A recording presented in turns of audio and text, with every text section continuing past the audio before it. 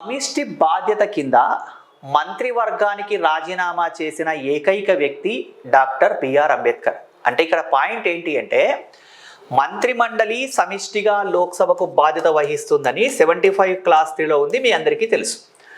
ఒకవేళ గినక ప్రధానమంత్రితో పాటు ఉన్న మంత్రుల్లో ఎవరైనా ఒక మంత్రికి ప్రభుత్వ విధానం పట్ల కానీ లేదా మరొక శాఖ కార్యకలాపాల పట్ల కానీ ప్రధానమంత్రి పట్ల కానీ ఒకవేళ గినక ఇది తప్పు, ఫర్ ఎగ్జాంపుల్ ఒక ఆర్థిక శాఖ మంత్రి విద్యాశాఖ మంత్రి చేస్తున్న తప్పు అనుకున్నాడు లేదా ప్రధానమంత్రి చేస్తున్న తప్పు అనుకున్నాడు, అలాంటప్పుడు ఏం చేయాలి? ఆయనే రాజీనామా చేసి వెళ్ళిపోవాలి.